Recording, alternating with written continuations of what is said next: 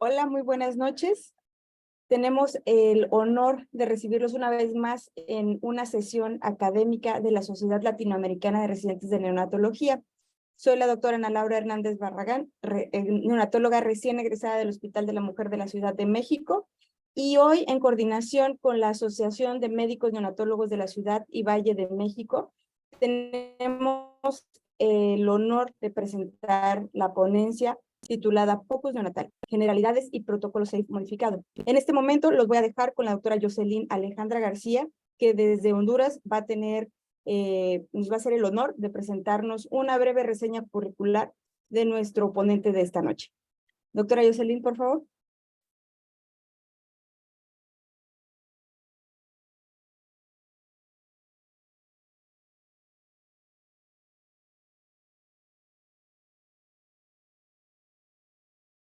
Está en mute, doctora.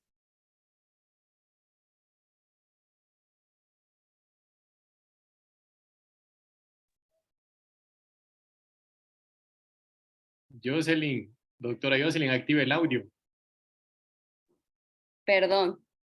Ahí Listo. estamos, ya, listo. Gracias.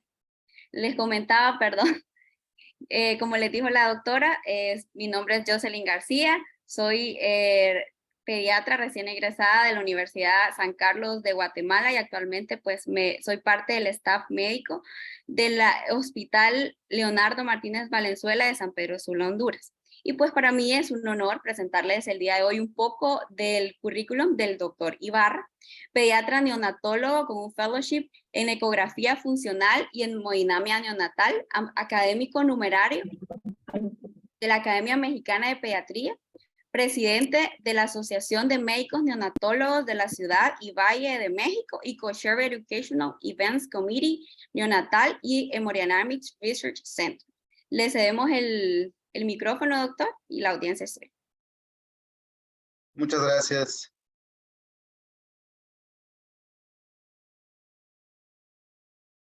Y muchas gracias por la invitación. Estamos muy contentos en la asociación de que cada vez hay más interés por el ultrasonido como un método adicional a la exploración física de los neonatos y que ha demostrado en diferentes rubros pues las grandes ventajas que tiene.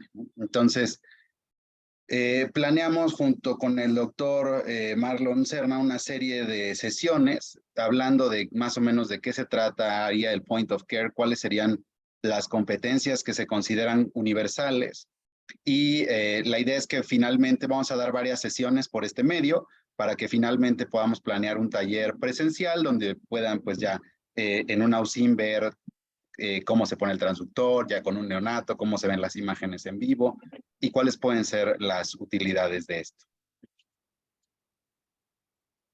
Les recomiendo mucho este libro que se llama The Focus Manifesto. Es de autores que se dedican, adultos más bien, pero trae toda la historia desde la percusión, Auenbruer, la auscultación con Lenec y todo, cómo fue el camino de todos aquellos que querían incrementar la información que podíamos obtener de nuestros pacientes. Y es bonito porque pues también nosotros en este transcurso de iniciar el seguimiento de pacientes con ultrasonido, pues hemos seguido a nuestros pacientes hasta su egreso y los que desgraciadamente fallecen, muchos de ellos, pues hemos estado incluso en la autopsia tratando de corroborar nuestros hallazgos. Entonces ha sido muy enriquecedor el cómo ha florecido el programa en el país. Ahora, hay que hacer una aclaración porque recientemente se publicó en la Academia Americana de Pediatría las guías que apoyaban el uso del POCUS en neonatología. Esto es muy positivo. Sin embargo, hay que entender en qué consiste como todo el espectro de lo que sería el point of care y el modelo experto que podría ser, por ejemplo, el de la ecocardiografía funcional. En mi caso, yo entrené en el 2016 con el doctor McNamara en el programa de Toronto e hice el fellow en ecocardiografía funcional. La ecocardiografía, digamos, funcional, el Targeted Neonatal Echocardiography, o como le dicen en Europa, NPE, Neonatologist Perform Echocardiography, es un modelo donde un neonatólogo hace una residencia, que puede ser de 1 o 2 años, y donde se realiza pues entrenamiento avanzado en ecocardiografía. Entonces, debemos de ser capaces de hacer un ecocardiograma completo, debemos de ser capaces de detectar y confirmar junto con cardiología una cardiopatía congénita, si es el primer estudio del recién nacido, y requiere de mucha experiencia y de muchos estudios. Entonces, las guías que se publicaron en el 2011 y pronto se van a publicar la actualización, pues requiere por lo menos 700 ecos en el año, por lo menos, que se necesita de entrenamiento. Entonces, eso es un modelo experto que se dedica a ver pacientes graves con inestabilidad hemodinámica no congénitos. Entonces vemos hipertensión pulmonar aguda, conducto arterioso permeable relacionado a la prematuridad, alteraciones de la función ventricular, choque y los pacientes con hipertensión pulmonar crónica y con displasia broncopulmonar. Poco a poco fuimos expandiendo la valoración porque pues teníamos el equipo y en el 2017 la Federación de Neonatología de México trajo el curso de ultrasonido pulmonar que dan en París el doctor de Luca y la doctora Youssef.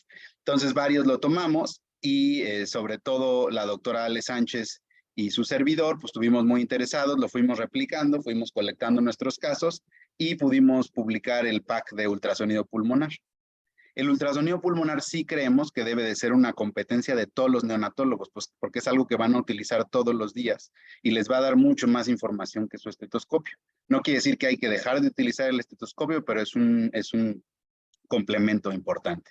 Y como todos ustedes saben, pues las emergencias o las urgencias suceden con ustedes cuando están de guardia y es muy importante que tengan las habilidades para poder resolverlo. Hay muy pocos servicios, por ejemplo, hablando de ecocardiografía funcional en específico, pues únicamente Patrick McNamara ahorita que está en Iowa, pero pues en un país con muchísimos recursos, sí ha logrado tener un equipo de valoración hemodinámica 24/7, pero eso es la excepción. Es muy difícil lograr que el modelo experto esté las 24 horas pues disponible. Entonces, ese es el modelo experto. Como les digo, van a haber muchas urgencias que van a suceder durante la guardia y no se puede retrasar el manejo del paciente. Entonces, descompensaciones agudas, derrame pericárdico, pleural, desplazamiento del catéter, todo eso es lo que vamos a platicar ahorita un poquito.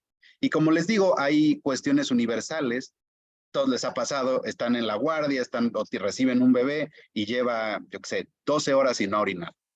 Entonces, algo que puede ser muy sencillo es, hay orina en la vejiga. Los riñones están en su situación habitual anatómica. Entonces, preguntas que con un transductor sencillo podemos resolverlas en el momento.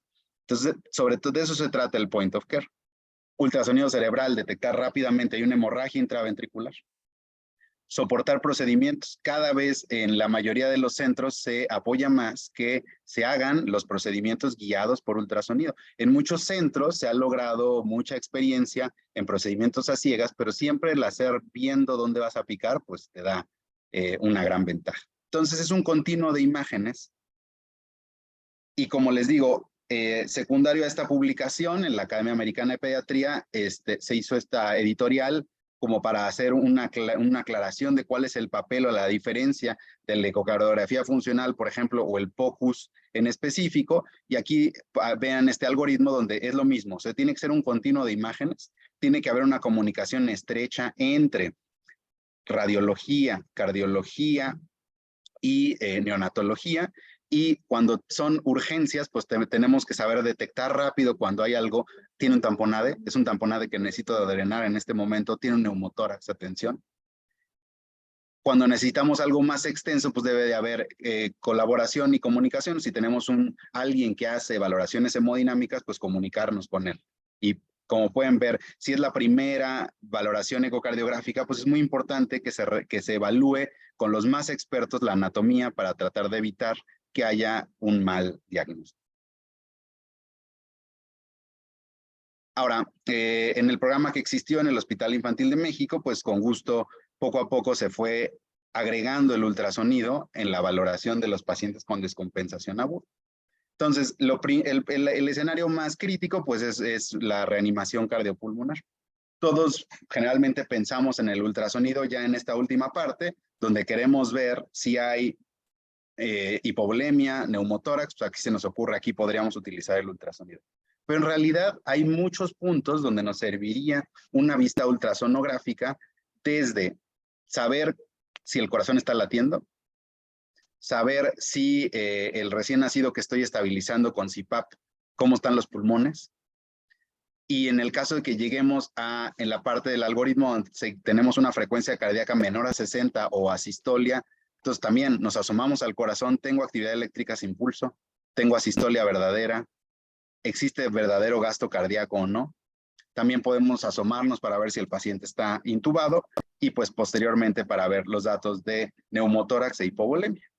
Entonces, les vamos a presentar aquí cómo fuimos haciendo el algoritmo central, el que tratamos de enseñar como competencia para todos los neonatólogos en el caso de que haya un paciente que se descompensa de manera súbita.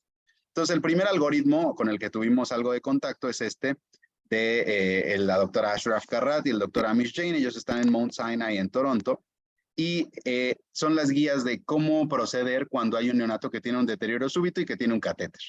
A todos ustedes les ha sucedido y seguramente tienen como muy claro el concepto que hay muchas alteraciones relacionadas al desplazamiento del catéter. Nosotros, por ejemplo, en el hospital infantil, durante cierto tiempo, digamos que fuimos la policía de los catéteres, monitorizamos los catéteres que se entregaban como adecuadamente colocados. ¿Qué quiere decir esto? Que el residente ponía el catéter durante la guardia de la manera habitual. Hacía la medición con la regla y después tomaba la placa, medía y después sacaba según él y libremente tomaba el número de placas que fueran necesarias. En general, para cada colocación de catéter se tomaban aproximadamente 2 placas, pero el 40% de los catéteres estaba mal posicionado. Entonces es muy importante saber que, bueno, estos métodos nos dan mucho más precisión, pero la gran mayoría de las complicaciones que van a poder encontrar va a ser en pacientes que tienen un catéter colocado. Entonces, el objeto, vean cómo en este algoritmo, tanto Amish es el que lleva ahora el programa en Toronto, entonces es un lugar donde hay una máquina disponible en el servicio y aquí ya está el concepto de pues, asomarte al corazón, ver si tiene un tamponade y drenarlo, si ese es el problema, o ver si se está pasado el catéter y la opción de retirarlo. ¿Cuál era el modelo tradicional? Les pongo esta imagen de una BlackBerry, que eran los celulares cuando yo era residente. Van a ver que la calidad no es muy buena comparado con los celulares de ahora. Pero entonces, ¿qué teníamos que hacer? Pues hablarle a cardiología, ¿no? Tengo un paciente, se descompensa, no está respondiendo, se necesitaba la sospecha clínica y necesitabas hacer la interconsulta. No quiere decir, ojo, que ahora ya no se haga la interconsulta, pero ahora la idea es que la máquina sea parte del servicio, que no salga del servicio, porque si hay una urgencia, debe de estar ahí para diagnosticar. Entonces aquí está el doctor Villatoro, que le mandamos saludos a Guadalajara, que era muy responsable, la doctora Claudia Enríquez, y pues era buen amigo, inmediatamente le hablábamos y ahí estaba valorando al recién nacido. Pero no siempre es así de efectivo este sistema, muchas veces puede haber una sola persona de guardia, pueden estar valorando otro paciente que está grave en las terapias, ¿no? O, por ejemplo, en algún momento el ecocardiograma estaba bajo llave en la tarde y en la noche. Cosas que no tienen mucho sentido pensando en cómo se hace ahora medicina, pues es importante que las unidades tengan sus dispositivos. Y el primer algoritmo como específico de Point of Care lo publica la doctora Nadia Youssef en el 2018. En la revista Pediatric Research, que seguramente todos ustedes conocen, es de las revistas con mayor reputación en cuanto a investigación pediátrica, se han publicado 3 series, o tres grupos de interés. El europeo de ecocardiografía realizada por el neonatólogo, el de ultrasonido pulmonar, donde se publicó por primera vez este algoritmo, y el de ultrasonido cerebral realizado por neonatólogos. Búsquenlos en Pediatric Research, esos números son gratis y pues traen todo desde cómo hacer el estudio y cómo interpretarlo. Entonces, en el 2018 lo publica Nadia y en el 2021 hace esta como prolongación del SAFE. Entonces, ¿en qué consiste? Es muy sencillo. Recién nacido que tiene una descompensación aguda, hacer una ecocardiografía enfocada y ver datos de disfunción miocárdica, hablarle a cardio. Si hay un tamponade y se necesita drenarlo. Y si no es cardíaco, pasarnos al pulmón. ¿Hay deslizamiento pleural, sí o no? Si no hay deslizamiento pleural, ver todas las reglas para ver si integramos un neumotórax, que ahorita les voy a enseñar. Y si no, es un derrame pleural lo suficientemente grande como para que lo necesite drenar. Y de ahí se pasan a ver la aorta abdominal, ver si es pulsátil. Si no es pulsátil, sospechar que hay una coartación o una trombosis. Y ver en el abdomen si hay líquido libre abundante para sospechar ya sea perforación intestinal, extravasación de parenteral o hemoperitoneo, y documentar si hay una hemorragia intraventricular o no. En cuanto a reanimación neonatal y el ultrasonido, hay únicamente reportes de casos en la literatura. Vean, por ejemplo, donde un paciente después de cirugía cardíaca, pues hace un neumotórax a tensión y esa fue la causa de la descompensación y se puede diagnosticar rápidamente con ultrasonido. O esta serie que son 2 casos del grupo del doctor Rodríguez Fanjul, que está en España y también es de los autores muy importantes de ultrasonido y de ecocardiografía, donde presenta 2 casos, un neumotórax o un paciente con hipovolemia y cómo el tener la máquina de ultrasonido ayuda a hacer el diagnóstico. Entonces, ese mismo artículo sale el algoritmo de reanimación neonatal y los 2 pasos donde podría entrar el ultrasonido.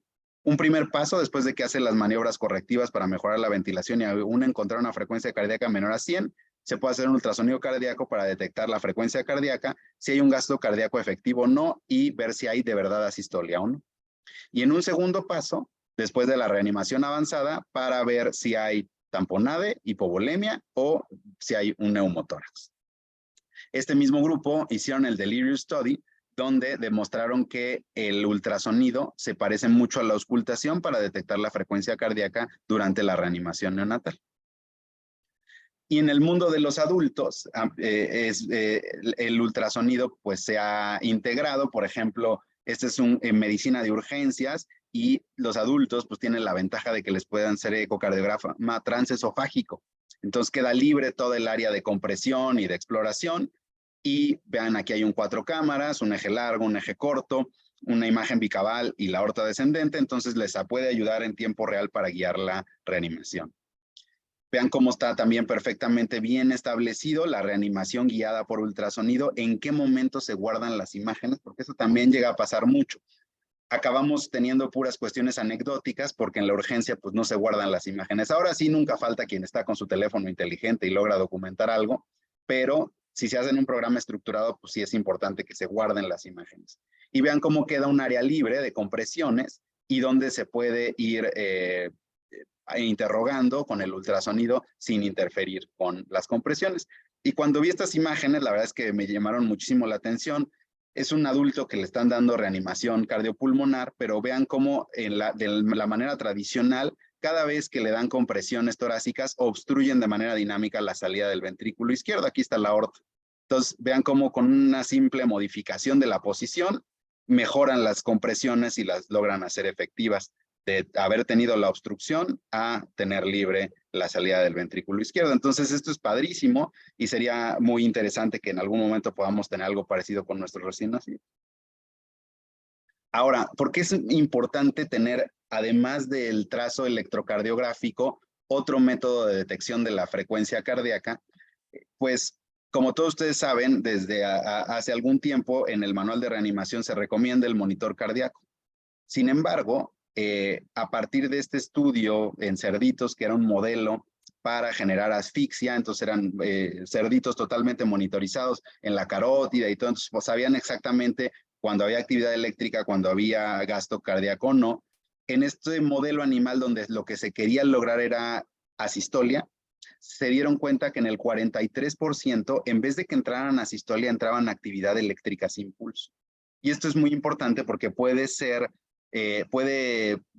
no puede confundirnos a la hora de la reanimación neonatal.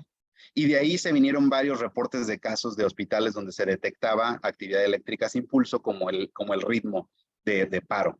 Entonces, aquí vean cómo proponen después del Mr. Sopa, que ustedes conocen, hacer las 2 cosas, el electrocardiograma y también auscultar, porque así pueden ver si de verdad tiene asístole, si está bradicárdico o si tiene actividad eléctrica sin pulso.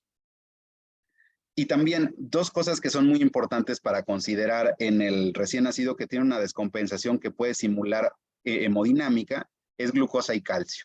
Por el metabolismo del calcio, sabemos que el miocardio neonatal tiene menos número de miofibrillas, una organización simplificada, el retículo endoplásmico es inmaduro, hay alteración en el manejo de calcio con menores niveles de troponina C y T, y el retículo endoplásmico está físicamente separado de los canales L, los túbulos transversos van a estar ausentes y el miocito tiene una mayor relación superficie-área-volumen. Por lo tanto, dependen mucho más del flujo de calcio extracelular que del calcio intracelular.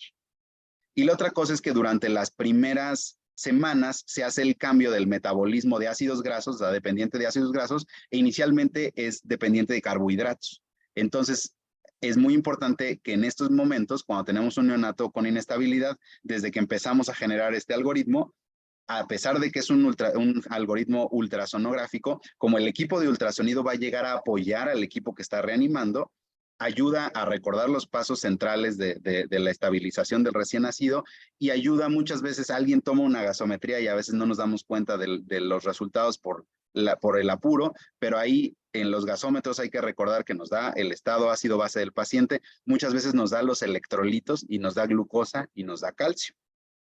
De tal manera que cuando tenemos un paciente en paro cardiorrespiratorio y agregamos el ultrasonido y agregamos el laboratorio a la cama del paciente, que también sería como point of care blood gas analysis, vamos a resolver 7 H's y 2 T. Vamos a resolver hipovolemia por ultrasonido, hipoxia, acidosis por la gasometría, hipotermia por clínica, hipoglucemia, hipohiperpotasemia, hipocalcemia y 2 T's, tamponade y neumotórax atención. Y como les digo, pusimos también los pasos centrales del recién nacido para estabilizar al recién nacido que están descritos en el ACORN. Y aquí tienen el algoritmo que desarrollamos finalmente como competencia general para que aprendan todos los neonatólogos y se puedan resolver emergencias que ponen en riesgo la vida. Lo acabamos de publicar en el JOVI, que es el Journal of Visualized Experiments. Entonces es el artículo y viene acompañado de un video instruccional. Todos los que tengan acceso a la biblioteca digital de la UNAM tiene acceso a esta revista, entonces pueden ver el artículo y pueden ver el video. Entonces tenemos un neonato con deterioro súbito. Inmediatamente, si el paciente está intubado, podemos verificar intubación. Ahorita vamos a ver cómo se hace eso.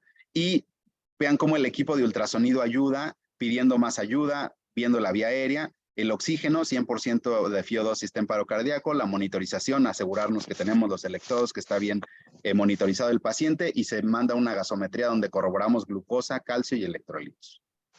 Si el paciente está en paro cardíaco, el equipo que está reanimando hace su reanimación de la manera habitual, pero el equipo de ultrasonido pues va por el equipo, prende el equipo, lo conecta, lo pone al lado del paciente, no estorba las maniobras habituales de reanimación, se puede asegurar que el paciente está intubado, ahorita vamos a ver cómo se hace eso, y en 2 pasos. En el primer paso, como está descrito por el doctor Rodríguez Fanjul, verificamos la frecuencia cardíaca, la contractilidad y descartamos actividad eléctrica sin pulso, y en un segundo paso descartamos tamponade y neumotórax.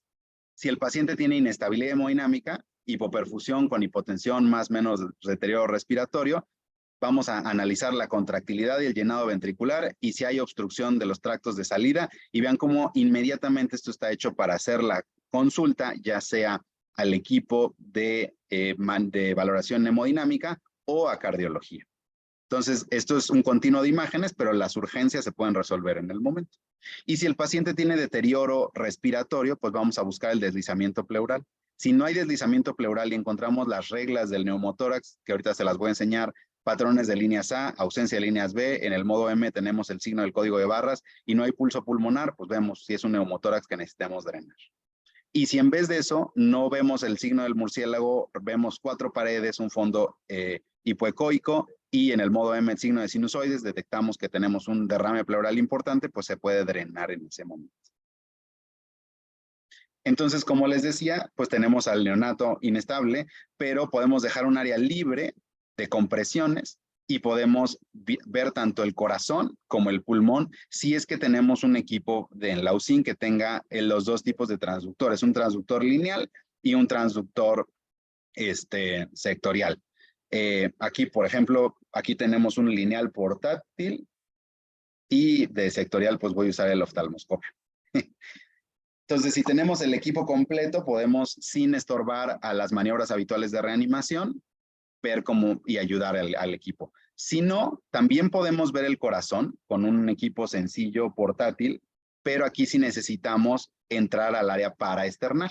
Entonces, si tenemos una sola sonda lineal, también nos sirve para ver intubación, pulmones y corazón, pero sí necesitaríamos hacerlo en medio de las compresiones o después de que haya regresado a la frecuencia cardíaca, pero también ya hay en el mercado algunos elementos portátiles que tienen la lineal y también un microconvexo que puede servir para hacer todo el protocolo sin tener que interrumpir las acciones. Entonces vean cómo el paciente vamos a agregar a nuestra valoración si el tubo está en su lugar, si hay elementos parenquimatosos y deslizamiento pleural en los dos pulmones o hay un neumotórax.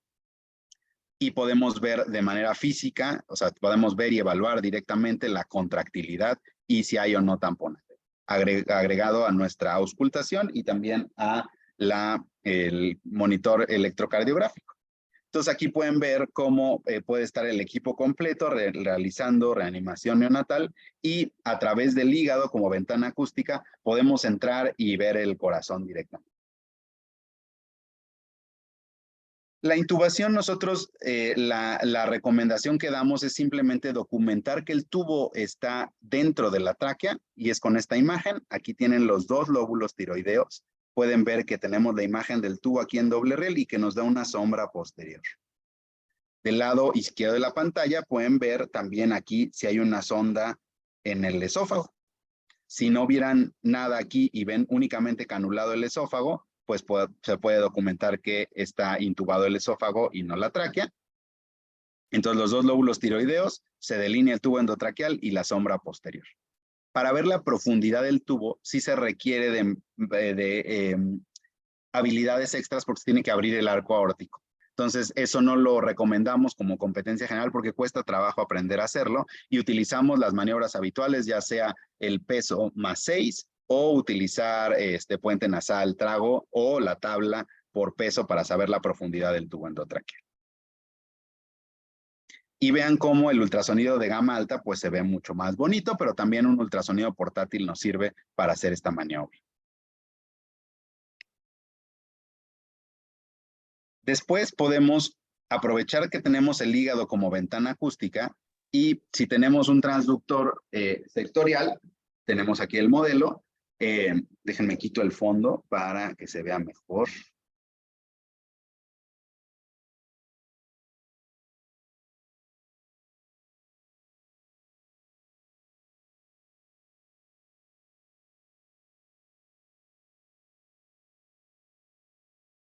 Listo.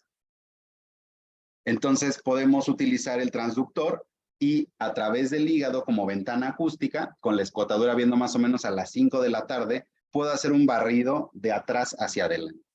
¿Qué voy a encontrar en ese barrido de atrás hacia adelante? En la parte más posterior vamos a ver los dos atrios. Vamos a ver el atrio derecho y el atrio izquierdo, la llegada de la vena cava superior. Entonces vemos la vena cava superior, el atrio derecho y el atrio izquierdo. Después, yéndonos hacia adelante, se va a abrir la aorta y el ventrículo izquierdo.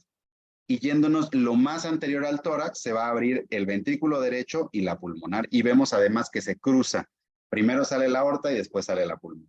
Entonces este barrido es un eje largo del corazón. Lo que hay que aprender a hacer es cuáles son las tres, digamos, en las tres áreas que voy a ver. En el área más posterior los atrios, después la salida de la aorta y el ventrículo izquierdo y después el ventrículo derecho y la pulmonar. Si veo cualquier cosa distinta, es importante sospechar si no hay una cardiopatía congénita y aquí también lo más importante es que cualitativamente voy a identificar la frecuencia cardíaca, la contractilidad y que no hay un tamponaje. Vean comparado cuando sí hay un tamponaje y no hay contractilidad.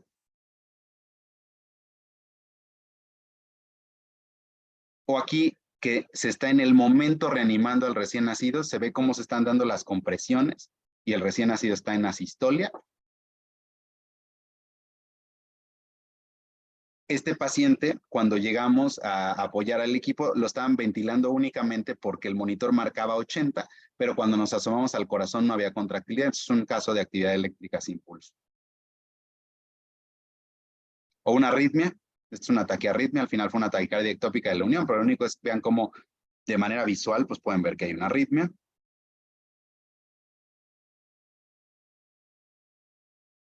Entonces, esto es para paro cardiorrespiratorio, básicamente esa es la imagen que vamos a ver. Vamos a ver que no tiene tamponade, la frecuencia cardíaca y la contractilidad, y vamos a pasar después a ver la parte pulmonar. Ahora, nos vamos a localizar en el rubro donde si hay inestabilidad hemodinámica. Si hay inestabilidad hemodinámica, hacemos esta misma imagen del eje largo en 2D, sin color, y también posteriormente lo podemos hacer en color. ¿Para qué nos sirve el color? Para ver que tenemos la salida de la aorta y la salida de la pulmonar sin obstrucción. ¿Cómo nos damos cuenta de que no tiene obstrucción? Vamos a tener más o menos la velocidad del color entre 60 y 80 y no se tiene que ver una cosa que se llama aliasing, que ahorita les voy a enseñar, que en vez de que se vea el color bonito, azul, que aquí lo vemos azul de los dos lados porque se está alejando del transductor la sangre, se ve un mosaico de colores. Entonces vean, aquí hay un ejemplo donde no se cruzan los vasos. Vean cómo los vasos no se cruzan haciendo el barrido y además de que no se cruzan podemos ver tanto la aorta como la pulmonar en un mismo plano. Y vean aquí en el eje largo como de la aorta salen dos ramas. Entonces es una transposición de grandes vasos. La idea no es hacer el diagnóstico, es simplemente identificar que en ese barrido hay algo anormal.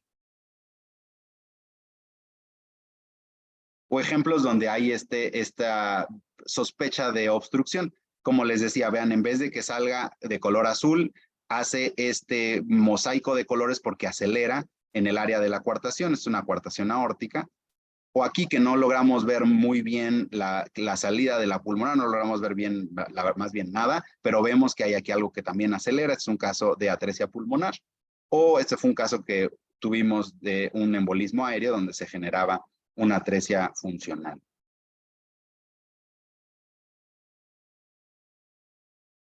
Y después podemos hacer un 4 cámaras. Para hacer el 4 cámaras, en su modelo van a tomar el transductor y la escotadura tiene que estar viendo más o menos a las 3 a nivel de la tetilla hasta que nos localicemos en el ápex izquierdo. Y aquí vean cómo podemos localizar el atrio izquierdo, la válvula mitral, el ventrículo izquierdo, el septo interventricular, el atrio derecho, la tricúspide y el ventrículo derecho.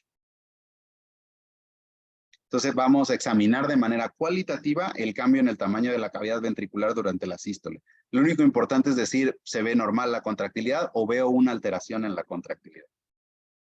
Una manera de hacer una medición cuantitativa relativamente sencilla es el TAPSI y el MAPSI. El TAPSI y el MAPSI consiste en hacer un modo M en el anillo tricuspidio o mitral y el TAPSI, que seguramente han escuchado más TAPSI que MAPSI. Pero bueno, el TAPSI es la excursión sistólica del anillo tricuspidio y el MAPSI es la excursión sistólica del anillo mitral. Entonces, hacemos un modo M y nos va a dar esta imagen, lo vamos a medir y nos va a dar cuántos milímetros hay de desplazamiento. Y este es el desplazamiento que hace el corazón de la base al ápex. Su corazoncito. Acuérdense que vamos a ver, cuando se hace el 4 cámaras, estamos viendo el corazón como si estuviera acostado, ¿no? Entonces nos vamos a alinear con las válvulas y hay valores específicos por edad de gestación, tanto de TAPSI como de MAPSI.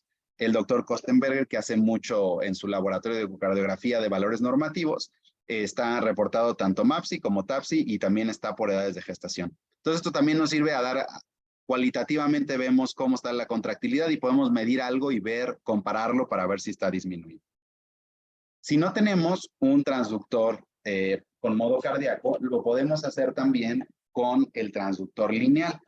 Para el transductor lineal, eso sí, ahí no lo podemos hacer si están dando compresiones torácicas. Con el transductor lineal, la escotadura, que es la marca táctil o luminosa que tienen los equipos, vamos a entrar más o menos a las 3 y generalmente tenemos que irnos moviendo para encontrar el eje largo. En el eje largo del corazón, vean cómo vamos a localizar el ventrículo derecho, el septo interventricular, la aorta, el ventrículo izquierdo, la válvula mitral, el atrio izquierdo, el pericardio y la aorta descendente.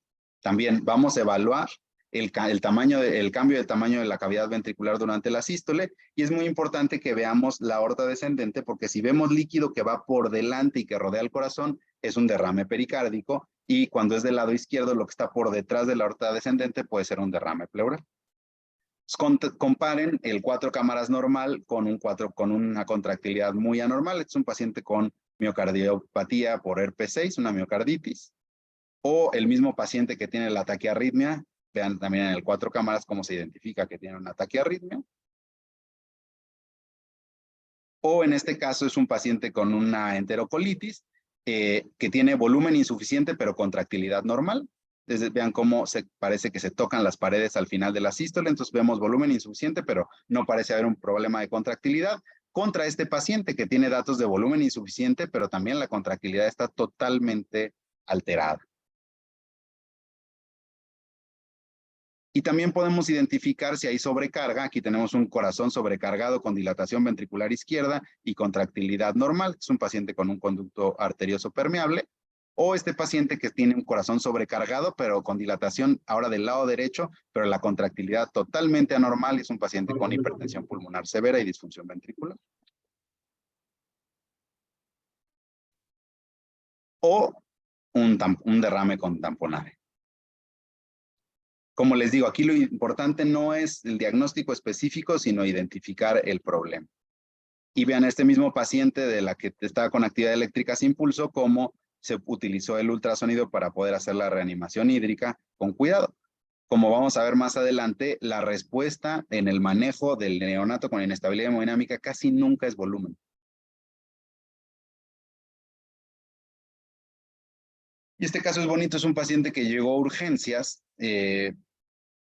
con choque. Por alguna razón respondió a unas cargas y antibióticos, se vio mejor y se clasificó como choque con foco pulmonar.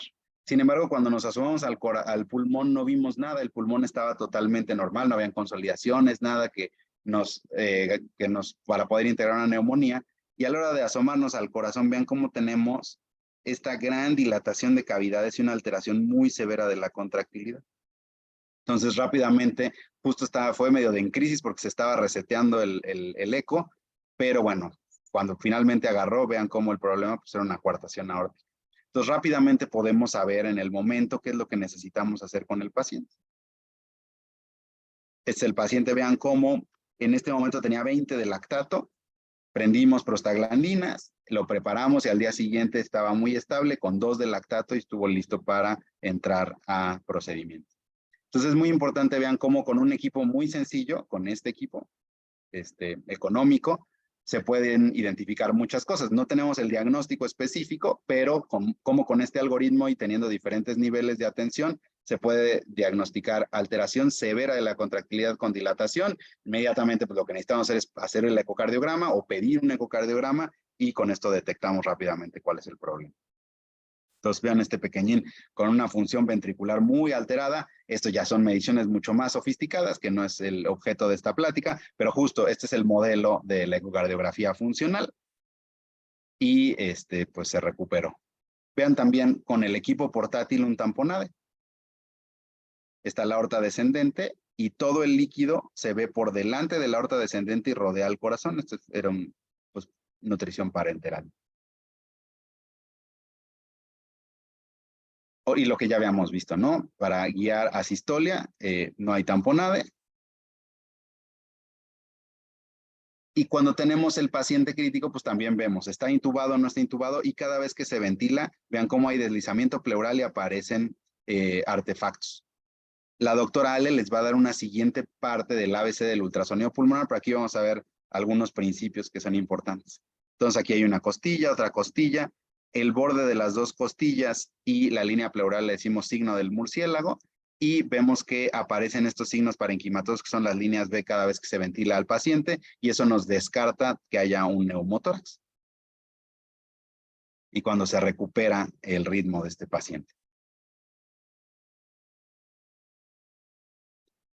Muchas veces, pues la imagen del ultrasonido está muchísimo antes de que llegue la placa, entre que llega, se toma y se procesa. Entonces les voy a dar una explicación muy básica de ultrasonido pulmonar. Como les digo, la idea es que Ale les dé el ABC y después podemos ver algunos ejercicios. Aquí hay una costilla, otra costilla, y aquí van a ver la línea pleural que se mueve en vaivén. Eso es lo normal. Para identificar el espacio intercostal se nombró con los murciélagos, porque los murciélagos usan ultrasonido para volar. Entonces el signo del murciélago es identificar el cuerpo del murciélago, que sería la línea pleural, y las alitas. Por las características físicas del tórax del neonato, en el tórax anterior no tenemos sombra posterior. Pero vean en una imagen lateral donde sí se ve la sombra posterior, pues como sí se ve un poquito más claro el murciélago. Entonces, lo normal, el signo del murciélago sirve para identificar el espacio intercostal y después tenemos que ver la línea pleural, que es esta línea hiperecogénica, donde se ven las dos pleuras, la parietal y la visceral, como una sola línea que se tiene que mover en vaivén. La línea pleural nos va a dar reflejos de esta. Si el aire no choca contra nada, el aire viaja y nos refleja las líneas A, que son estas líneas equidistantes a la línea pleural. Entonces, lo normal en un pulmón que está bien aireado, vamos a tener deslizamiento pleural y líneas A. Y si hacemos un modo M, en el modo M, como se va a estar deslizando la pleura, nos va a dar una imagen de olas y de arena, porque la parte deslizante nos va a dar la imagen arenosa. Entonces, un pulmón normal va a tener deslizamiento pleural normal, va a tener un patrón A de líneas A, porque es el reflejo de la línea pleural, y en el modo M del ultrasonido nos va a dar el signo de la playa. Las líneas B son las líneas blancas que se extienden hasta el fondo de la pantalla. No hay que confundirlas con estas reverberaciones chiquitas que se llaman líneas Z, que son reverberaciones de la pleura que no tienen ninguna interpretación. Entonces, esto no es nada, esto es normal. Si tenemos una línea que baja hasta el fondo de la pantalla y que se mueve con el deslizamiento pleural, esas son las líneas B. Si tenemos una sola línea B, no puede haber neumotórax porque nos identifica que hay una interfase aire líquido. Y vean cómo cuando tenemos un neumotórax, lo que pasa es que no hay deslizamiento pleural. Aquí también identificamos el murciélago, identificamos la línea pleural, pero que no se desliza. Y si hacemos el modo M, en vez de que tengamos el signo de la playa, vamos a tener el signo del código de barras.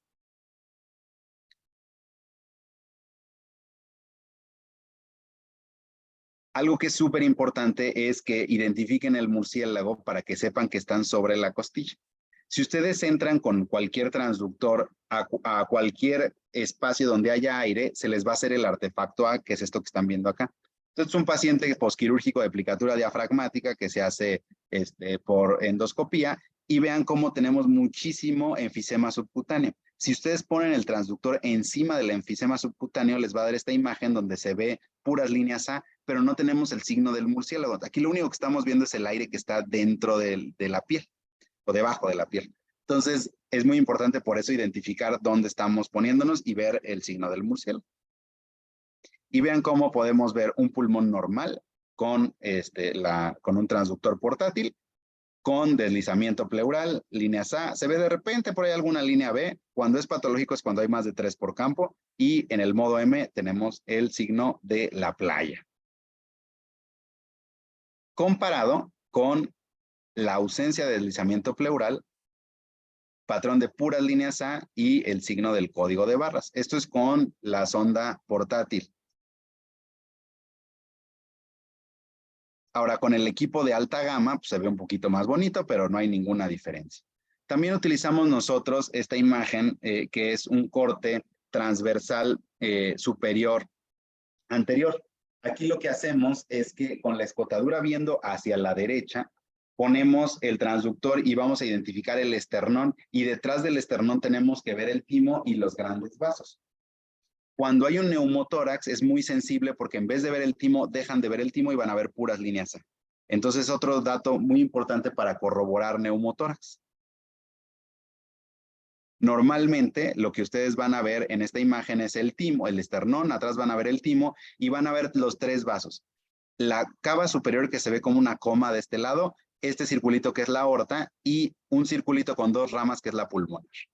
Si ustedes tienen la escotadura, están seguros que está a la derecha y encuentran estos 3 vasos, pues esa es la normalidad.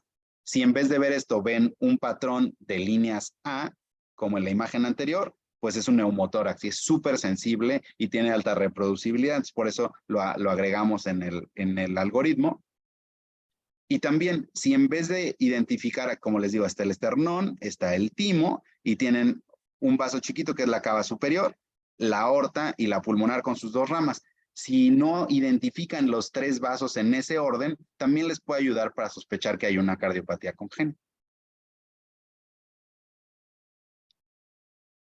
Ahora, ¿qué es este rollo del pulso de pulmón? La primera parte de una atelectasia, antes de que se colapse el pulmón, puede ser la identificación del pulso de pulmón. Por eso tenemos que ver que no tenga pulso de pulmón antes de diagnosticar el neumotórax. Vean cómo aquí no se ve deslizamiento pleural, pero sí se ve la transmisión de las pulsaciones cardíacas. Este era un paciente muy crítico, mal trasladado, y vean cómo el tubo está súper pasado. Entonces, ese era el problema de este paciente.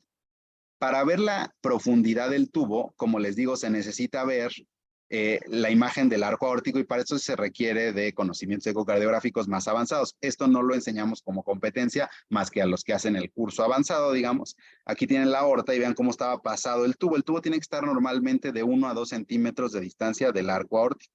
Entonces aquí el problema era el tubo. Vean cómo en modo real lo vamos alejando, lo vamos sacando hasta dejarlo en adecuada posición. Y después de hacer eso, pues ya desaparece el pulso pulmonar y corroboramos que no hay deslizamiento pleural en este neumotórax. Y vean cómo acá aparecen, después de poner la sonda, los signos parenquimatosos, que son acá en este caso líneas B coalescentes que nos dan esta imagen de pulmón blanco. Entonces aquí tenemos, este es el lado derecho. Aquí está el hígado, aquí está el neumotórax, donde no hay deslizamiento pleural y hay puras líneas A, y donde se reexpande el pulmón aparecen los signos parenquimatosos. También en algunos casos, por ejemplo, de vías aéreas difíciles, sirve que tengamos el ultrasonido para eso, para intubar al paciente, ver que el tubo está dentro de la tráquea y poder ver que la longitud del tubo es adecuada. Y también nos damos cuenta que cada vez que el paciente ventila, tenemos deslizamiento pleural y además tenemos signos parenquimatosos.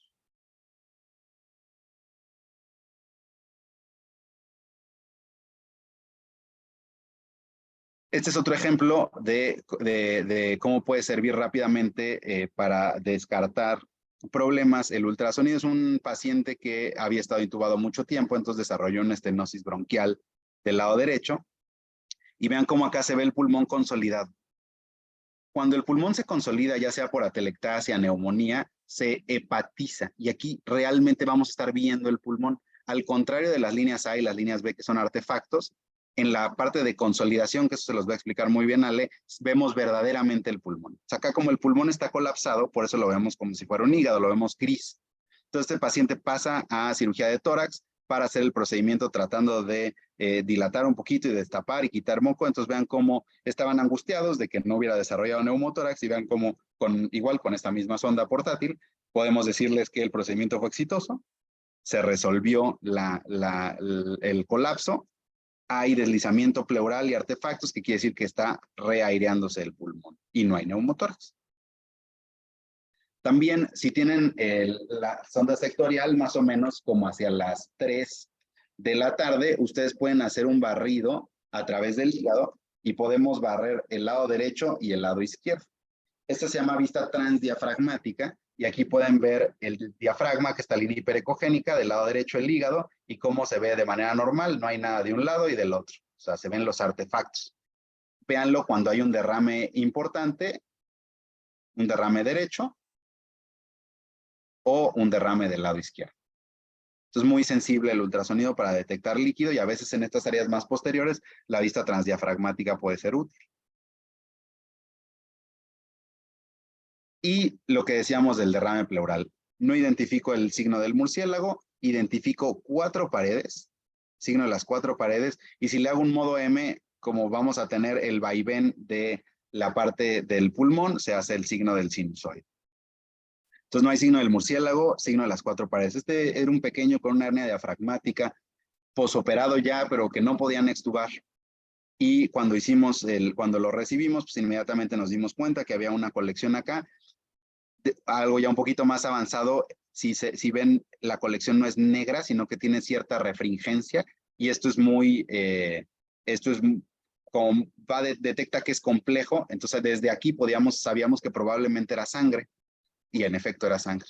Y si hacemos el modo M, pues tenemos el signo del sinusoide, que no es más que la imagen que da el vaivén de lo que se llega a ver que está rodeado por líquido. Ahora, esto fue con con el ultrasonido de gama alta, pero vean también con la misma sonda, con la sonda portátil, detectamos lo mismo, el signo de las 4 paredes. Uy, aquí se cortó la imagen, déjenme vuelvo a cargar la plática.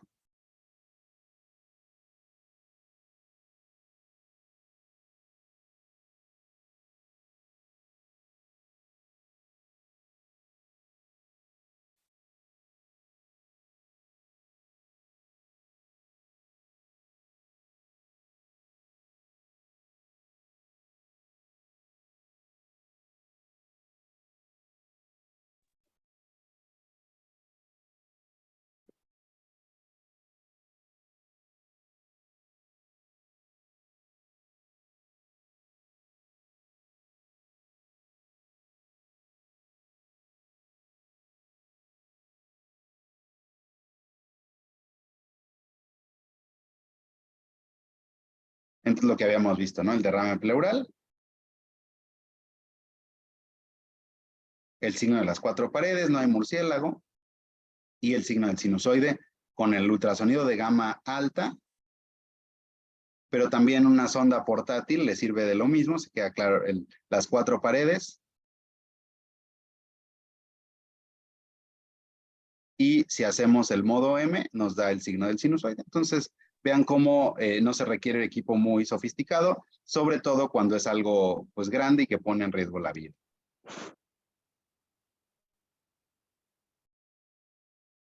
Entonces, durante el estudio, que del 2019 al 2022, hicimos 1045 consultas de ultrasonido, de las cuales 25 correspondieron a este protocolo.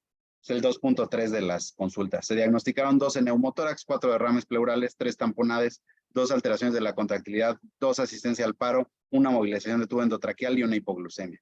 El tipo de descompensación se clasificó como respiratoria en 14 pacientes y hemodinámica en 8 y asistencia al paro en 3 pacientes. Pero lo importante es que inicialmente pues hacía yo los protocolos, después los hacían los residentes supervisados, pero en 5 pacientes pues el residente de guardia resolvió el problema, incluyendo resolver 3 neumotórax a tensión y 2 drenajes de tamponado.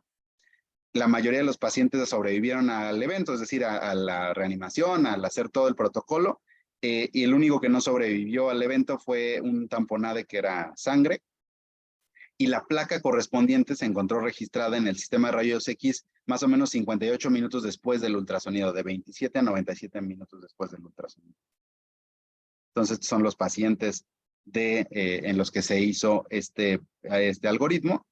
Y también un poquito del SAFE descrito por la doctora Youssef, como con una sola sonda pues se puede ver el corazón, como les había enseñado. Esto es lo mismo, pero con un ultrasonido de gama alta. Lo que les decía de identificar la aorta pulsátil, este es con el portátil. Pero también si tienen un ultrasonido de piso de gama alta, pues les da además la ventaja de que pueden poner color y pueden hacer Doppler. Ahí está con color y le pueden hacer Doppler. Pero vean, las mismas imágenes las pueden hacer con una sonda económica. Y también bajar y ver si hay líquido libre. En este caso, pues no hay líquido. También no hay líquido.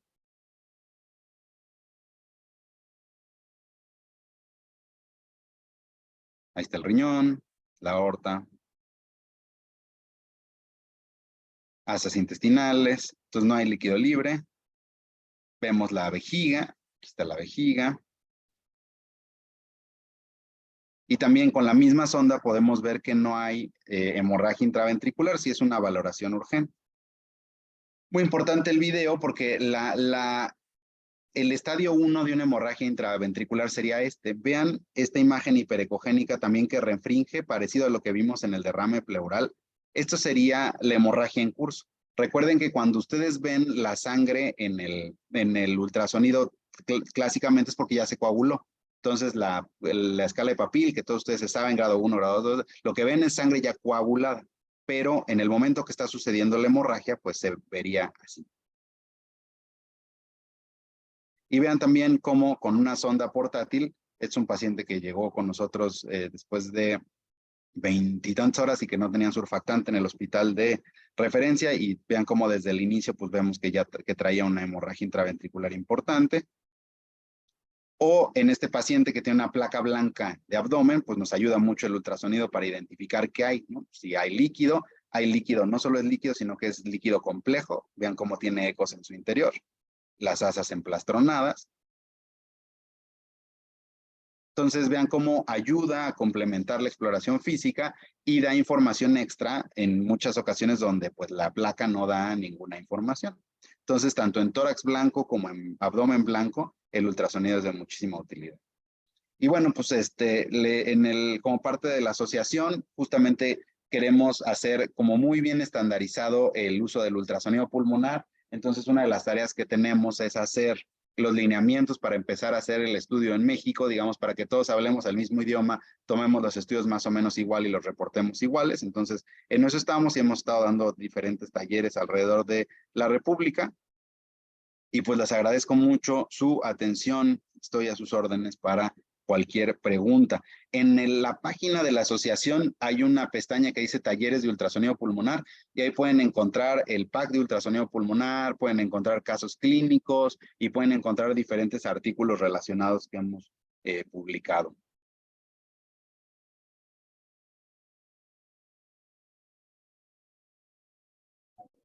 Bueno, agradecemos enormemente al doctor Ibarra por compartir esta noche sus conocimientos y experiencias en este tema tan importante que se está convirtiendo en una herramienta de todos los días en nuestras unidades de cuidados intensivos neonatales. Dejo en estos momentos la palabra con la doctora Jocelyn para la sesión de preguntas y respuestas. Muchas gracias, doctor, por la plática. Muchas gracias. Buenas noches. Nuevamente veamos. Felicitaciones, doctor. Excelente ponencia. Si alguien tiene alguna pregunta, ¿verdad? Vamos a revisar. Parece que no. Aquí tenemos una pregunta. ¿Cuánto tiempo debe durar realizar el POC? ¿Cuánto tiempo debe durar el entrenamiento o el estudio? Realizarlo, el estudio. Por ejemplo, en ecocardiografía avanzada, uno de los retos, por ejemplo, son los prematuros extremos, ¿no? Entonces, cuando terminamos el entrenamiento, por ejemplo, de ecocardiografía funcional, la idea es que se tome el estudio completo en menos de 20 minutos, porque es un prematuro extremo que no queremos manipular mucho, ¿no? Entonces, el ultrasonido pulmonar, por ejemplo, un ultrasonido pulmonar clásicamente dura menos de 5 minutos. Explorar absolutamente todo el pulmón dura menos de 5 minutos. Hacer un eco completo, pero ya con la formación de ecocardiografía funcional, tenemos que hacer el estudio completo en menos de 20 minutos. Y pues depende, pero justamente el point of care, como es una pregunta en específico, pues se resuelve en segundos, ¿no? ¿Tiene o no tiene? ¿Tiene neumotórax? ¿No tiene neumotórax? ¿Tiene tamponada? ¿No tiene tamponada? ¿El corazón está contrayendo bien? ¿No está contrayendo bien? ¿El corazón se ve bien lleno o vacío? Y, por ejemplo, empezar así a abordar un paciente con inestabilidad hemodinámica es muy útil porque pueden rápidamente identificar el paciente que tiene el corazón vacío pero no tiene problemas de contractilidad, pues seguramente es un paciente que le puede servir un poco de volumen de manera inicial. Pero si el paciente más bien tiene un corazón dilatado que no se está contrayendo bien, mucho cuidado con el volumen porque eso no es lo que necesita seguramente un inotrópico. Entonces, para hacer el manejo y arrancar el manejo inicial y sobre todo, como les digo, evitar cargas. Cuando ustedes ven, yo en los 5 o 6 años que estuve, siempre quise el paciente con choque hipovolémico, así colapsadísimo y que tengo como 2. Entonces, el volumen no es la solución casi nunca. Entonces, te sirve mucho para eso porque lo estás viendo y te das cuenta cómo muchas de estas recetas de volumen, dopa, dobuta, sino adrena, esteroides, cómo no funcionan. Tú tienes que ver cuál es la fisiología del paciente. Entonces, te da esta parte visual que es muy importante para ver, pues, qué es lo que está pasando con tu paciente. Muy bien, muchas gracias, doctor. Vamos a ver, aquí tenemos otra pregunta. ¿Cuánto tiempo considera prudente esperar para realizar una intervención y una nueva valoración con el eco en un paciente crítico prematuro? O sea, en los pacientes prematuros críticos se quedaba la máquina ahí al lado del paciente. y había bebés que veíamos 3 o 4 veces durante el turno, digamos, de la mañana, porque se puede monitorizar lo que estás haciendo de manera inmediata.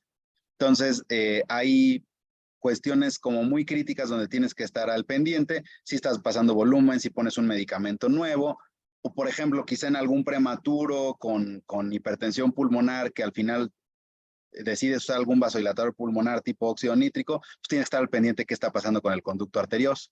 Entonces es algo dinámico. En realidad, el paciente o sea, va a variar de qué tenga el paciente, ¿no? Pero en muchos de estos teníamos la valoración pues continua, podíamos hacer en el mismo paciente 2 o 3 estudios al día. Bien. Aquí tenemos, se ha estudiado el uso de ultrasonido en pacientes que acaban de nacer e inician con datos de dificultad. Este ultrasonido como predictor de si va a resolver o se va a tener que ingresar para CPAP. Sí, hay mucha información, hay muchos, por eso, como les digo, sí creemos que ultrasonido pulmonar debe ser de la competencia de todos los neonatólogos. Entonces, esto, de todos modos, la doctora Ale les va a dar el panorama general de ultrasonido pulmonar y después podemos ver una sesión con casos clínicos. Pero de manera así como muy rápida, desde el ultrasonido de los 20 minutos, tú puedes predecir a aquel bebé que va a requerir surfactante. Y también desde poner CPAP, estabilizar al paciente en CPAP, con unos cuantos minutos tú te puedes dar cuenta de si el CPAP va a ser exitoso o necesitas pasar a otro tipo de soporte respiratorio. El ultrasonido va muy de la mano de la clínica. Entonces la doctora Ale les va a explicar que es una escala semicuantitativa y todo, pero esas mismas escalas semicuantitativas, que es ponerle un número a cada área del pulmón según lo que estás viendo, y entre más alta es la escala, está peor aireado el pulmón, siempre van en correlación con el Silverman, van en correlación con la FiO2. Entonces, hay estudios muy bien hechos que demuestran, por ejemplo, para la administración de surfactante, que el utilizar el ultrasonido contra FiO2 para decidir surfactante, pasas más rápido surfactante con el ultrasonido, el paciente pasa menos tiempo con hipercarbia, hipoxemia, y además está bien, o sea, como descrito, que no usas más surfactante por el hecho de usar ultrasonido. Entonces, en las unidades de París, donde empezaron a decidir la administración de surfactante con base a la escala, a criterios ultrasonográficos, también se demostró que no consumieron más surfactante comparado con años anteriores. Entonces, es una muy buena herramienta que te hace diagnosticar más rápido, por ejemplo, déficit de surfactante. Y también puedes hacer la escala semicuantitativa, pero también por patrones visuales, cosas muy sencillas te puedes dar cuenta. Entonces, después de los 20 minutos, el paciente que tú estabilizas, aquel que persiste con un pulmón blanco, aunque sea unilateral, pero un pulmón totalmente blanco, sin áreas respetadas, es un paciente que va a requerir surfactante y que va a fallar a la ventilación no invasiva. Muy bien. Aquí tenemos otra pregunta. ¿Se han agregado datos ultrasonográficos para guiar el manejo de ritmos que sean? O sea, para manejar, aquí habría que diferenciar, para manejar choque séptico, pues sí sirve mucho estar guiados con ultrasonido porque pues te ayuda a establecer bien en qué escenario estás. Es un paciente que está en una fase hiperdinámica, que puede requerir de algo de volumen, que puede requerir del inicio de antibióticos. El ultrasonido pulmonar te puede ayudar a identificar si hay una neumonía, por ejemplo, una consolidación o un derrame complejo. Te puede ayudar en fases más tardías del choque séptico a ver si tiene hipertensión pulmonar, a ver si tiene disfunción ventricular. Entonces, para eso, pues sí, criterios ultrasonográficos funcionan muy bien. Hay una revisión de la doctora Ashraf Karrat en Pediatric Research de sepsis y habla mucho de lo que hay, de cómo puede ayudar la ecocardiografía para eso. El ultrasonido pulmonar es muy importante porque te ayuda a definir las áreas de consolidación y puedes seguir vigilando esas áreas de consolidación para ver si desaparecen y eran más bien atelectasias o eran neumonía. También eso les va a explicar la doctora Ale en la sesión de ultrasonido pulmonar, pero únicamente viendo la consolidación tú no puedes saber que si es una neumonía o es una atelectasia. Lo que usas es un constructo clínico. Como les digo, el ultrasonido complementa la información. Entonces, si el paciente tiene los datos de infección y además ves la consolidación y además ves que persiste, pues queda muy claro que es la consolidación infecciosa. Si es una consolidación, pronas al paciente, le das fisioterapia y desaparece, pues es una atelectasia. Entonces te ayuda mucho a eso, a vigilar de manera dinámica y pues te evitas estar tomando 20,000 radiografías. Vamos a ver. ¿Alguna sugerencia para realizar los cortes ecocardiográficos en un paciente con ventilación de alta frecuencia oscilatoria, principalmente en algunos modelos como en los SensorMedics, donde literalmente vibra todo el paciente? Se necesita como mucha experiencia. Digamos, en general, yo si tengo un paciente en alta frecuencia, no me representa ninguna diferencia para poder hacer un eco. Pero pues yo llevo miles de ecos realizados, ¿no? Entonces, lo que sí es más bien un mito es que no se puede hacer un eco completo si el paciente está en alta frecuencia, porque es algo que generalmente dicen. No, a veces no te puedo hacer la interconsulta porque está en alta frecuencia, eso es falso. Si no puedes obtener algunas imágenes paraesternales, ya sea, por las características del pulmón, puedes complementar muchas de estas imágenes con imágenes subcostales y apicales y supraesternales. Entonces, en la gran mayoría de las ocasiones, aunque el paciente esté en alta frecuencia, se puede hacer el eco sin mayor problema, pero digo, es cosa de experiencia y de equipo. Hay equipos de alta gama donde pues cuando los usas dices, bueno, pues está facilísimo y quedan padrísimos los ecos, y equipos más limitados puede costar un poco más de trabajo. Pero les digo, básico, en la cuestión de alta frecuencia y hacer un eco o una valoración hemodinámica normalmente no interfiere y se puede hacer sin ningún problema. Sí, pues hay que aprender cómo hacerlo, hay que aprender a buscar las ventanas acústicas, y poco a poco, pues, pero sí, lo que sí es un mito es que si el paciente está en alta frecuencia no se puede hacer un eco completo, porque en muchos centros donde usan mucha alta frecuencia, pues también hacen muchos ecos y no interfiere tanto. Sí, si tenemos un paciente con parámetros muy altos y quizá en el SensorMedics generando mucha vibración ahí pues podría costar trabajo, pero les digo, están las vistas subcostales, están las vistas apicales y las supraesternales, entonces se puede hacer más o menos la misma valoración. Muy bien, tenemos otra pregunta. Sabemos que el uso del ultrasonido es una herramienta muy importante y actualmente pudiera ser algo de rutina en la evaluación del neonato con problemas pulmonar o hemodinámico. Pregunta, ¿existen reportes de toma de decisiones inadecuadas en la etapa temprana del entrenamiento o es nula la posibilidad de que exista después de la toma de un curso o taller? Existe publicado por el grupo de ecocardiografía funcional que la doctora Adrián Bischoff hizo un estudio donde fueron 300 y tantos ecos, donde los neonatólogos que se habían entrenado bajo las guías, como les digo, 700 ecos en un centro de alto flujo y así. Entonces los neonatólogos hicieron el primer estudio, lo analizaron en el laboratorio de ecocardiografía con los cardiólogos y hubo 0 discordancias mayores, 0. O sea, no hubo ninguna cardiopatía mayor que no se diagnosticara. Hubo muy poquitas discordancias menores, que eran como fístulas coronarias o unas EIBs súper chiquititas, que no tenían mayor repercusión. Entonces, está bien documentado que en el modelo experto, con el entrenamiento experto, es muy poco probable que no se diagnostique una cardiopatía congénita.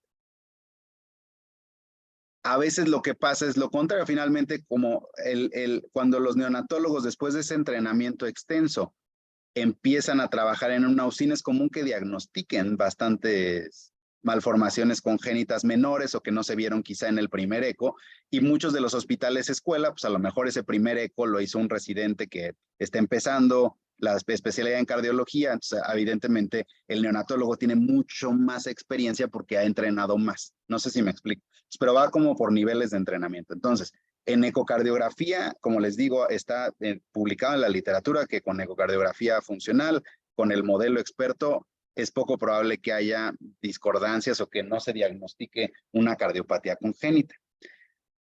Eso es distinto al POCUS. El POCUS es agregar una técnica ultrasonográfica para tu diagnóstico, digamos, que de todos modos ibas a hacer con los métodos tradicionales, con tu estetoscopio y quizá tomando una placa. Está bien demostrado que el ultrasonido pulmonar en específico sí se puede aprender a manera de taller. Entonces sí se puede aprender más o menos tomando un taller, viendo cómo se hace el estudio y después de que haces aproximadamente 25 estudios por tu cuenta supervisados por alguien que ya sabe hacer ultrasonido pulmonar, eres pues más o menos libre de hacer tus estudios. Ahora, hay que tener en cuenta que entonces aquí lo único que estás haciendo es agregando información. Estás haciendo ahora, viendo algo que antes lo ibas a hacer a ciegas. Estás diagnosticando quizá mucho más rápido algo que antes tenías que esperar a que estuviera la placa y muchas veces tienes un tórax blanco, pues no sabes exactamente si está colapsado, si tiene un derrame, si tiene, ¿no? Entonces te da información que de otra manera no hubieras tenido. Entonces justo ultrasonido pulmonar sí está, y por eso lo estamos enseñando un poco a manera de taller. Eso sí se puede enseñar como taller, sin embargo, no puedes hacer una valoración, por ejemplo, de conducto arterioso tomando un taller. O no puede ser una valoración de hipertensión arterial pulmonar tomando un taller y tampoco puedes haciéndolo viendo, no, o sea, no haciendo un ecocardiograma completo. Eso es lo que quiero decir. Entonces, por eso es que está ahorita toda la controversia de qué es POCUS y qué es el modelo experto, aunque sea realizado por neonatólogos.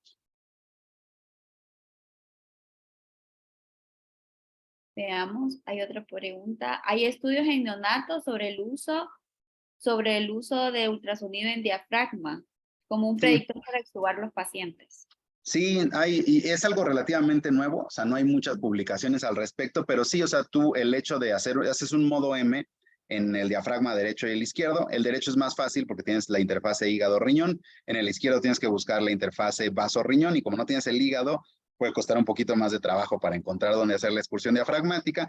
Haces un modo M, mides los milímetros, generalmente más de 4 milímetros es normal. Se ha utilizado como parte de, es decir, si el paciente tiene excursión diafragmática normal y además tiene diferentes elementos, es más fácil predecir que se va a extubar.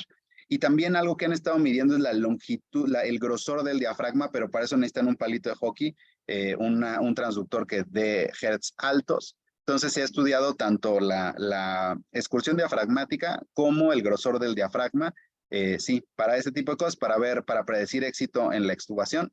Y seguramente va a haber más información al respecto, pero sí es una herramienta útil. Nosotros la experiencia que tuvimos en el infantil es que lo usábamos mucho y lo que sí pasó es que nosotros diagnosticamos muchas parecias.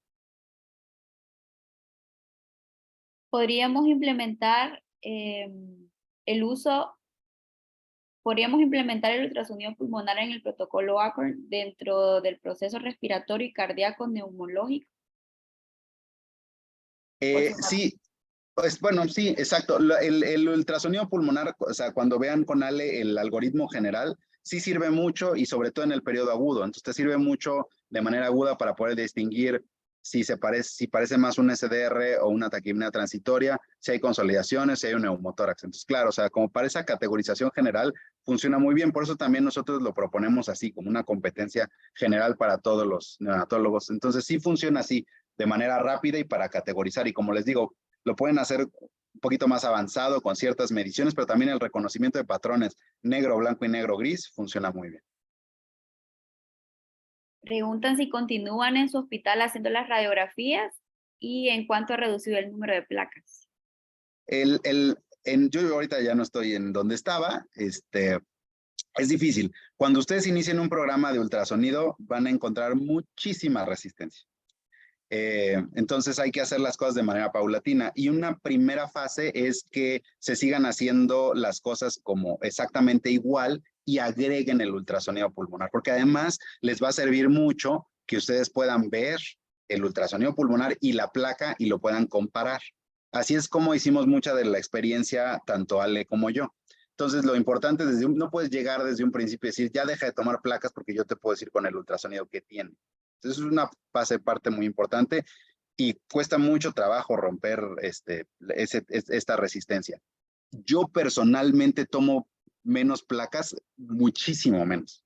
O sea, yo puedo tener pacientes completos que no les tomé una sola placa y tuvieron CPAP o tuvieron algún otro tipo de cosas. Entonces, a veces por el seguro, cuando es un paciente con seguro, pues tienes que tomarle una placa. le tomas la placa y SDR. Pero todo lo demás lo puedo hacer con ultrasonido. Entonces, o sea, pero yo porque ya tengo mucha experiencia haciéndolo, digamos. En las unidades de París, sí está bien documentado que se llega a reducir 50 a 75% el número de placas y la radiación que reciben los bebés. Muy bien, tenemos otra pregunta. ¿Permite diferenciar causas graves de estados críticos en recién nacidos en la primera hora? ¿Cómo? ¿Permite diferenciar causas graves de estados críticos en el Sí. recién nacido en la primera hora? Sí, claro, hay estudios tanto de ultrasonido en el traslado, o sea, como para categorizar. Y exacto, en la primera hora, un ultrasonido te ayuda para saber si el paciente va a UCIN, a cuidados intermedios, o sea, claro, es una herramienta absolutamente útil para eso. O sea, si tienes un bebé, hasta ahorita a mí nunca me ha traicionado. Tengo un bebé que está respirando medio feo. Después del periodo de transición, lo estabilizas todo y todavía tienes alguna duda, nunca me ha pasado que la imagen del ultrasonido, digamos que me tranquilice y al final el bebé se puso peor.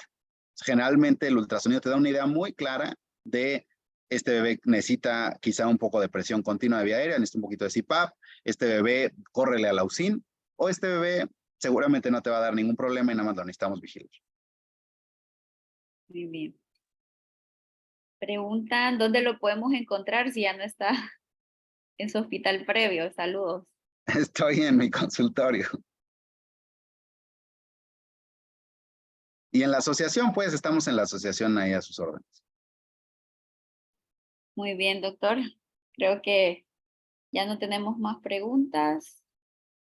Hay aquí una que dice, mi escenario es un hospital de segundo nivel de bajo presupuesto. Obviamente no nos prestan el ultrasonido en el servicio de radiología. Entonces he visto el ultrasonido muy austero, en pesos mexicanos de 30 a 50 mil pesos. ¿Podría yo empezar a hacer el diagnóstico? Sí puede funcionar. Entonces, normalmente estos portátiles les dan 7.5 a 10 Hz.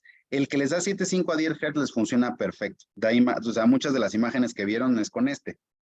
Este es nada más blanco y negro y modo M. Sirve únicamente para hacer, o sea, yo lo uso mucho para ultrasonido pulmonar, puedes ver el corazón, puedes ver, o sea, sirve para ver varias cosas. A mí este no me ha fallado. Entonces, finalmente, la inversión que en su momento, no me acuerdo, pero fueron como 25 mil pesos, 25, 28 mil pesos. Y hasta ahorita lleva como 5 años funcionando perfectamente. Un poco el problema es que no hemos encontrado hasta el momento, o sea, como muchos lugares donde podamos meter las manos al fuego de que les van a dar garantía y así, porque finalmente como para el neonatólogo es una inversión que cuesta trabajo como recuperar, porque no vas a estar cobrando por los estudios, sino que los estudios los haces para ti, o sea, para responderte una pregunta. Entonces, finalmente, si quieres recuperar tu ultrasonido, pues lo que haces es, lo pones en tus honorarios como intensivista, ¿no? Entonces, quien esté interesado, nos pueden mandar un mensaje a Ale o a mí y les podemos decir con qué proveedores hemos sentido cierta confianza. Un equipo de, digamos, blanco y negro como este, normalmente está más o menos en los 30 mil pesos, funciona muy bien. Hay equipos que ya son como de un siguiente nivel que pueden estar entre los 50 y los 80 mil pesos.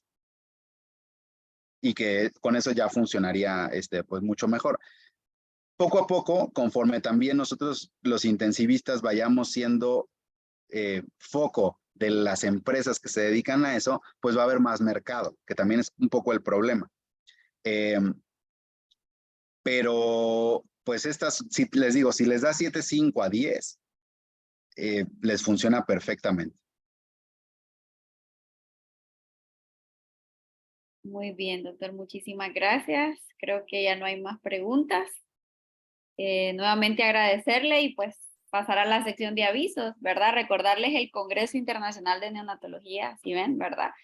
Que será a realizarse el 28, 29 y 30 de noviembre en Mar del Plata, Argentina.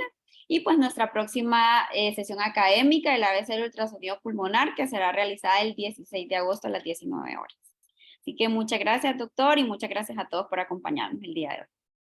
Muchas gracias, saludos. Muchas gracias por la invitación y seguimos trabajando con ustedes. Gracias.